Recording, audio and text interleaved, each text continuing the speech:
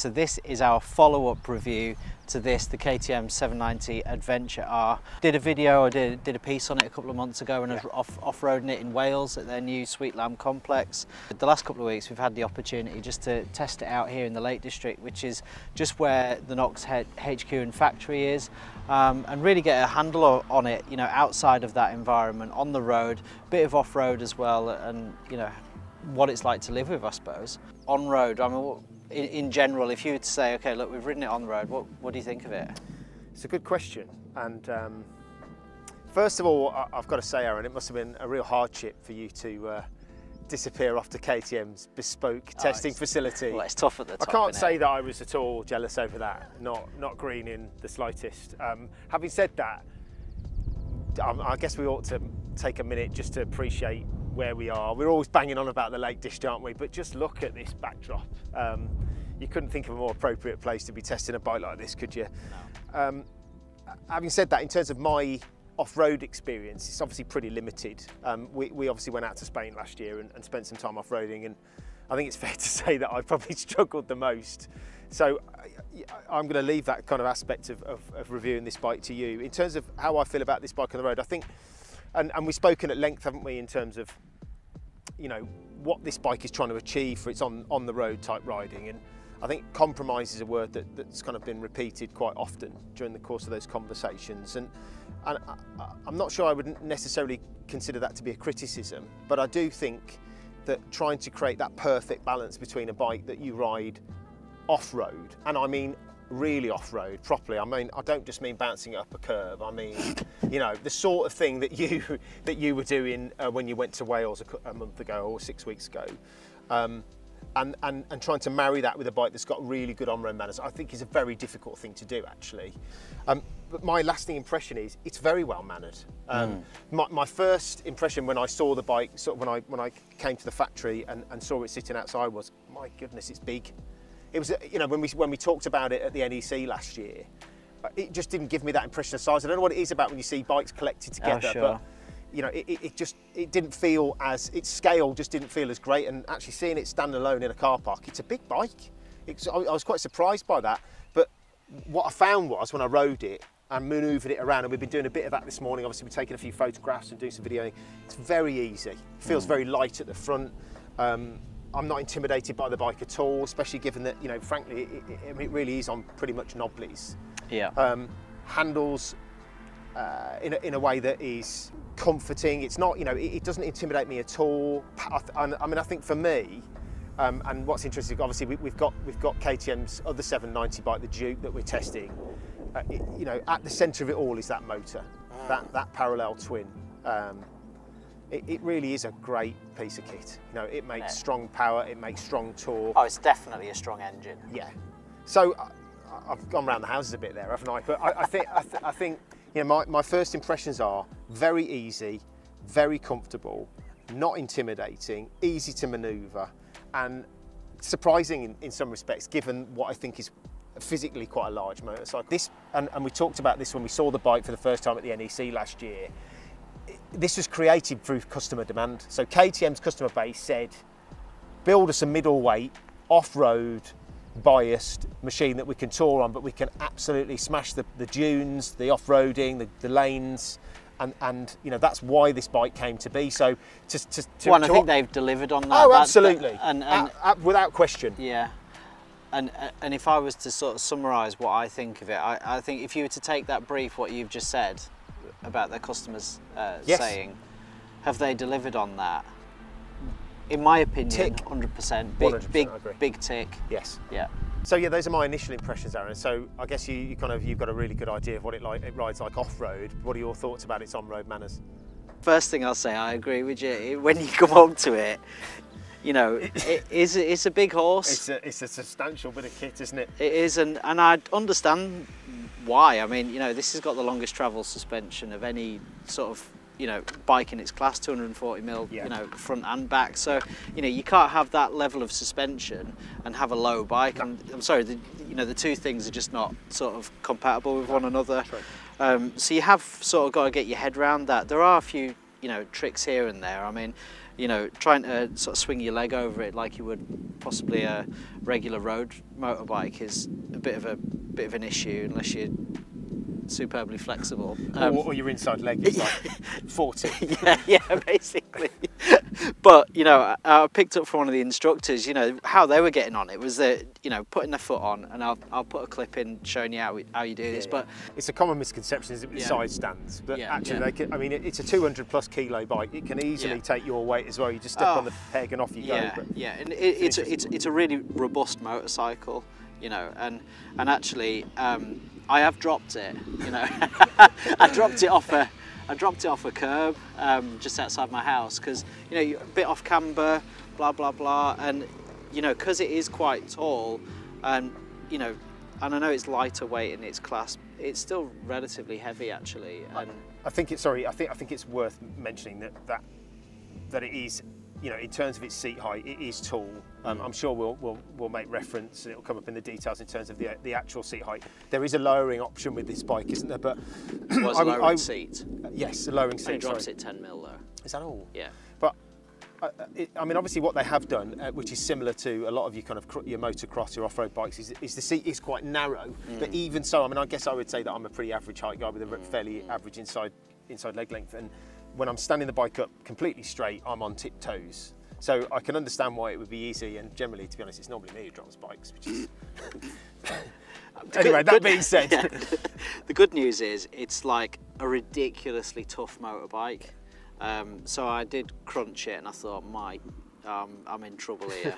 And actually, all I've done is done a little bit of damage on the handguard. Yeah. Well, of course, the other side of it being tall, and I hadn't quite appreciated this, but when you do get out on the road, you know, it's like you're in a Range Rover if you've ever sort of driven in one of those. Yeah. You know, you have got a command of the road. You can see everything, or you feel like everyone can see you. You're big, you're bold.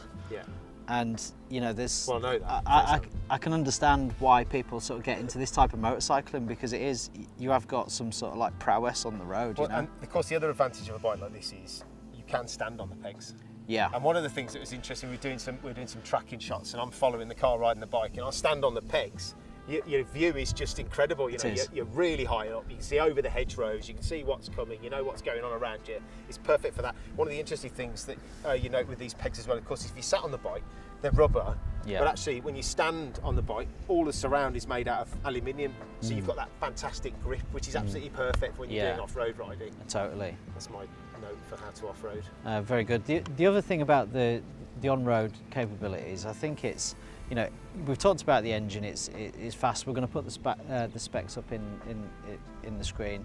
We've got 95 horsepower, 88 newton meters of torque, I think. 87 or 88, yeah. Around that sort of torque band. It's all usable power.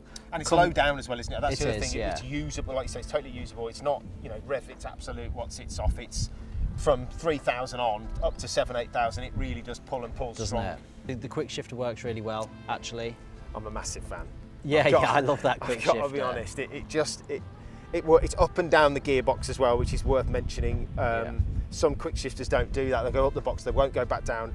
It works really well. For me, it really enhances the riding experience on any bike, frankly, but on something with a load of torque like this, all you got to do is open the throttle, leave it constant, and just bang through the gears, and I mean, it just floats along really nicely. On the type of roads that we've been riding today in the Lake District, believe it or not, it's actually a really quick bike to ride, you know, and a nice bike to enjoy this type of road. I mean, you know, riding these roads on my bike, it's just hard work, to be honest. It's too hard. The bike's too quick. You can't sort of like get into a rhythm of it. But this, you know, you do feel like you're just galloping over it all. It, you know, soaks up all the lumps and bumps. While it's got massive suspension, it's not like a pogo stick. You know, it's it's pretty. Yeah, its bounce and rebound is pretty strong. It's pretty solid.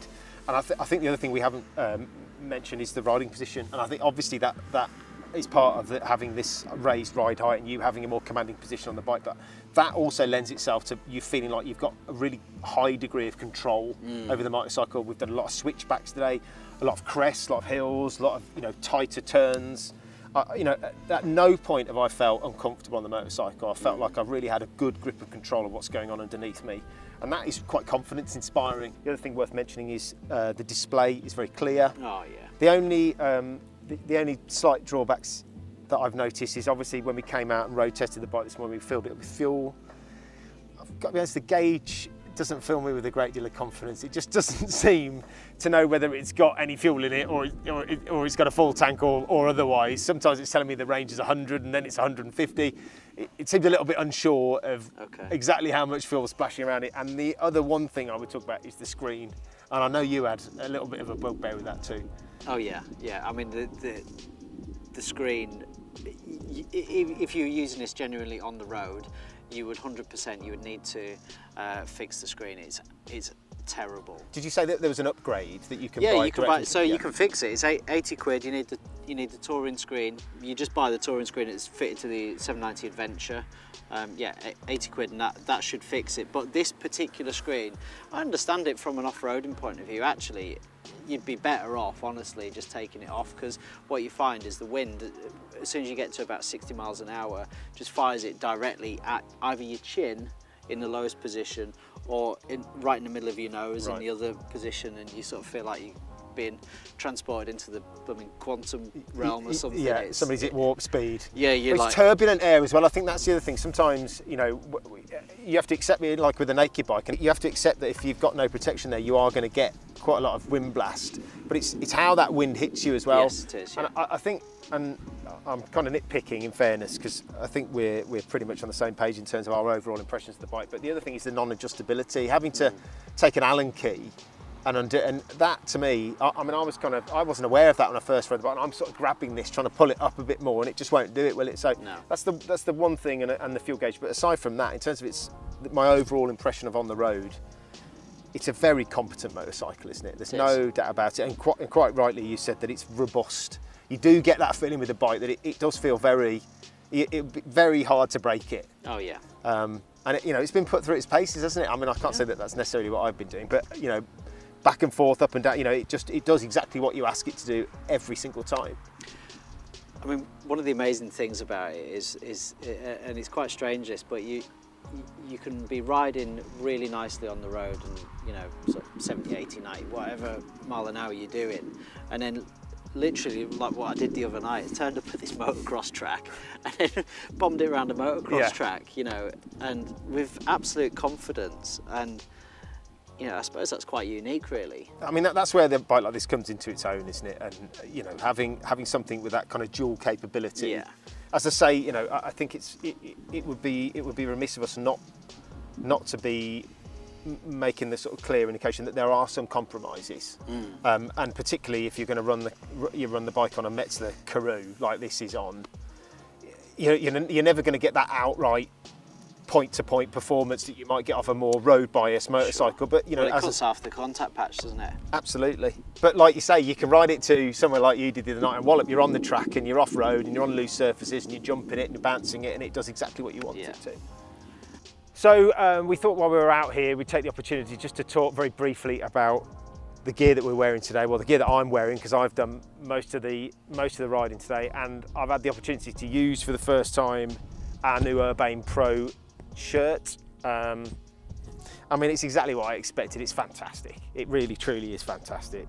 I know we've had a hugely successful year with this product already, and it's so nice for me to get the opportunity to go out there and use it in the real world. So, you know, it's our brand new product, CE approved to level A. It incorporates both your impact protection and your abrasion resistance into one shirt, but you can wear it with a layer on top. So I've had our Hayden denim jacket on top when it was a bit cooler early this morning, or you can wear it just like this on its own, and it gives you all the protection that you need. So in addition, I've also been wearing our brand new Richmond Mark II. So basically I'm a guinea pig today. I've been wearing all the new gear. Richmond Mark II.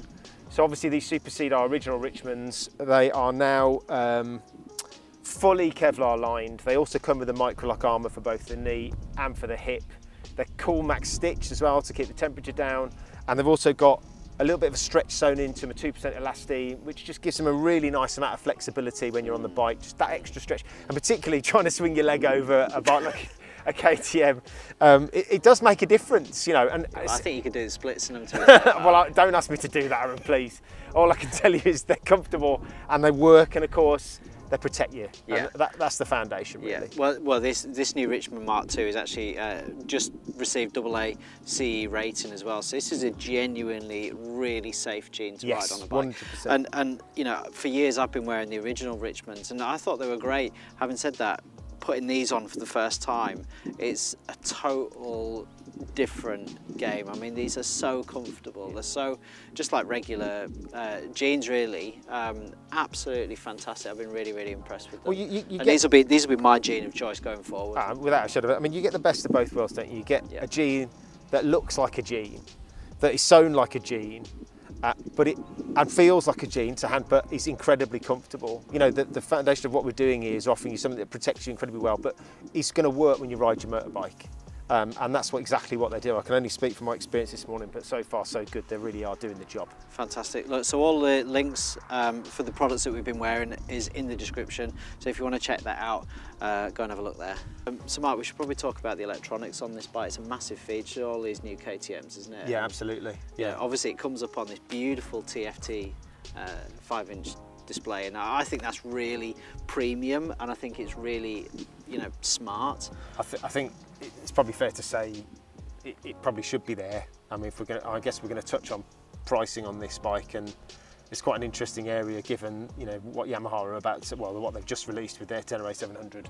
But yeah, I mean, in terms of how much they've thrown at the bike, electronics wise, it's pretty impressive, right? Oh yeah.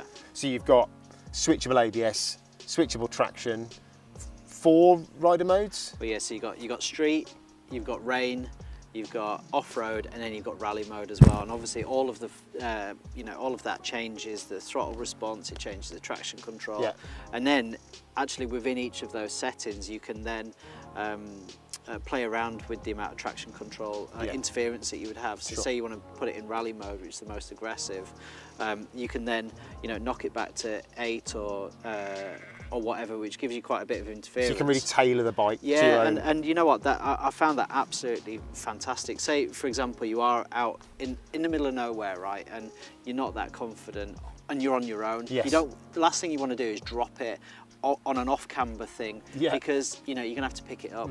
And so you do, you know, or if you're beginning, for example, and you're coming out of a corner off-road, you don't want to spin it up. That is amazing. You can literally just hold the throttle open and it'll just...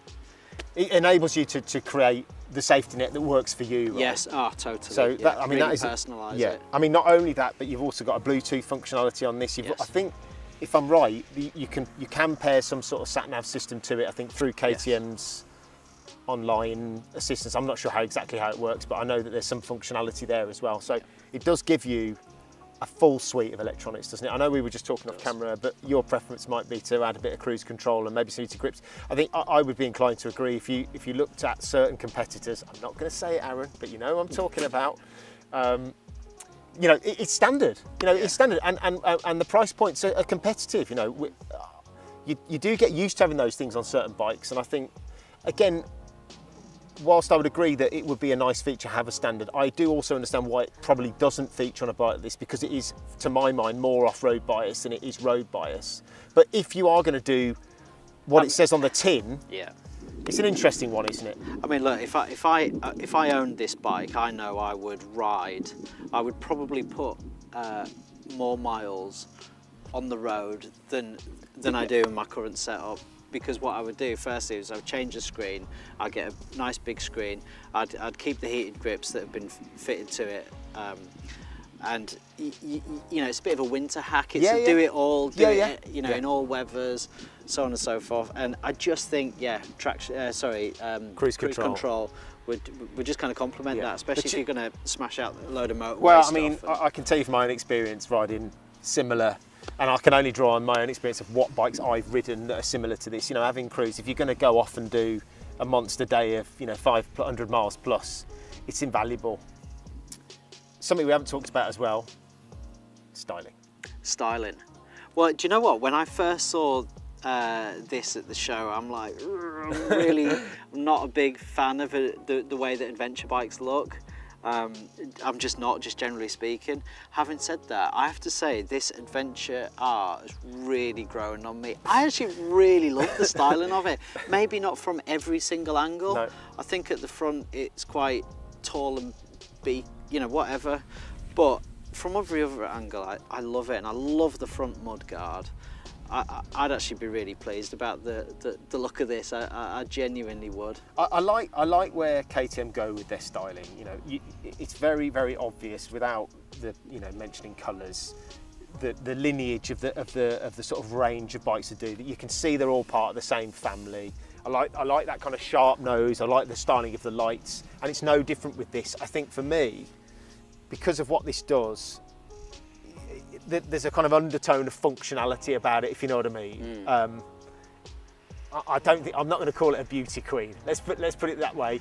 I don't dislike it, but actually, and again, we were having a conversation about this. My preference is the look of the road bias, like the standard Adventure. See, I would totally disagree with you on that. Mine would be totally the other way. Yeah. For me, the road going versus. But it's very subjective, isn't it? At the end of the day, you know.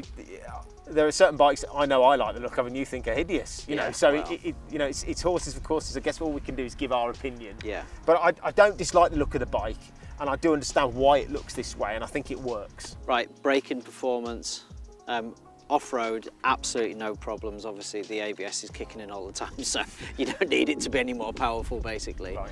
On-road, it's been a little bit of a different experience, I think. I mean,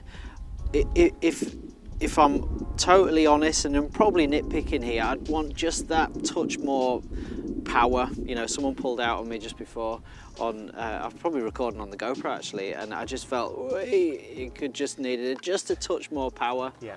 Would you agree? Or? I would be inclined to agree. I had a kind of similar experience when I rode the bike early this morning, and I think a tractor came out and the traffic was backing up, and I had to grab a kind of fistful, and I just felt it could have given me just a touch more bite. But again, you know, there's a caveat to that, isn't it? You know, it's not a performance bike. Yeah. You know, I do think it's ample, but just in those, you know, desperate moments, in the odd situation where you might think, oh, I need to grab a little bit more. I wasn't overwhelmed with its braking performance, but I think, as I say, for general day-to-day use, it's going to tick the box and do the job. Yeah. It's fair to say that the mid-weight adventure market is pretty fierce at the moment. Mark, would you agree with that?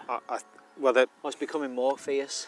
Yeah, I mean, again, we've had countless conversations about this, haven't we, in the recent past? And I think one of the points that that we were going over is actually it's a very interesting area, sort of middleweight adventure. You know, I mean, let's be honest, adventure biking has been dominated by BMW. In truth, you know. Well, the figures back that. The figures don't lie, do they? You know, GS and GS Adventure are the top two best-selling bikes and have been for year after year. Yeah. And then, of course, underneath that, they've also got F850 GS and they've got F750 GS, which are relatively new bikes, have just replaced their predecessors. And I think probably across that range from BMW, the 850 is this bike's closest competitor. Would agree. Yeah. But actually, I think what separates something like this KTM, as you would also probably suggest with Yamaha's new 700 Tenere, is they are more heavily biased in terms of their off-road ability. I think, again, you know, I wouldn't say anything disparaging about what BMW's bikes can do off-road, and they are very capable, but I do think this is almost creating a new segment in that market, along with the Tenere, that new 700, which has been, you know, again, we've spoken about previously, which has been a long time in the making.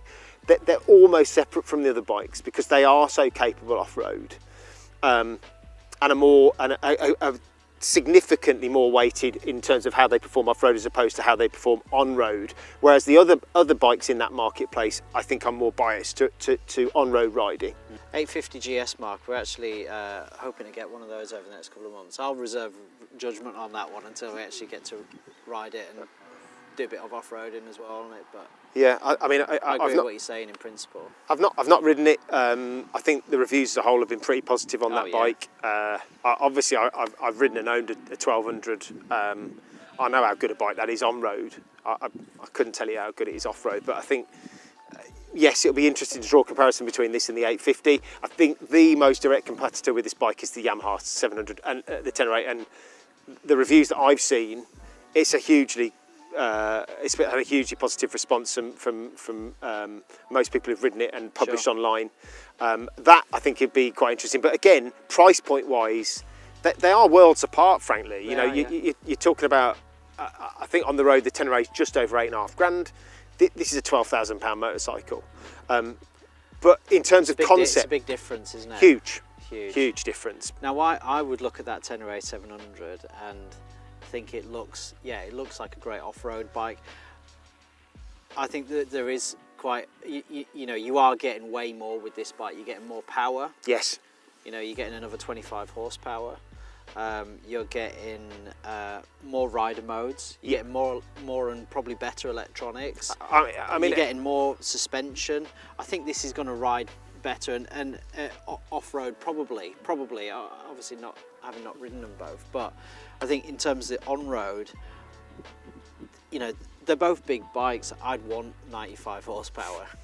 I mean, you say you reserve judgment on the BMW. I would reserve judgment on the Tenere until I had the chance to ride it. It's difficult to say that this bike has an absolutely direct competitor, but I think in concept, it's more similar to the 700 Tenere than it is any other bike currently on sale. Sure. But you're right. In terms of the suite of electronics, the hardware that comes on this bike, that would explain why it is more expensive.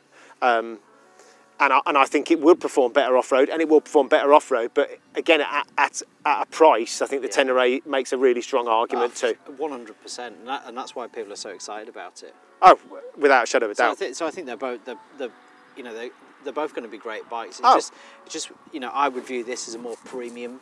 Oh, absolutely, without question. And again, we've obviously talked to the guys at KTM, and the market has responded, and they're basically sold out of these, aren't they, in the UK? Yeah. I mean, that kind of speaks volumes, doesn't it, for its appeal, for the marketplace that it sits in. It's clearly an incredibly popular bike, and now we know why. What this bike does do is offer you, we keep using the same word, compromise, but a nice balance between something that is genuinely capable off-road. And again, I know we've referenced this. You can look at Aaron's review in his previous video, but something that you can actually sit on the road and ride for a good period of time. If you wanted to go touring, I know we've talked about this as well. You're going to the south of Spain, you're going to do a bit of off-roading when you get there. Is there a better bike in the market that is going to be as capable as this? I don't think there is, not right now. So that's been our review of the KTM 790 Adventure R. I'm a real fan. I've got to agree. It's a pretty good bike, isn't it? There's no doubts. Yeah, it is. So look, hope you've enjoyed that one. Please like, please comment, please subscribe to the channel if you'd like to see more videos like this, and hit your notification bell as well so you get notified when we do upload something. So thanks again, and we'll see you next time.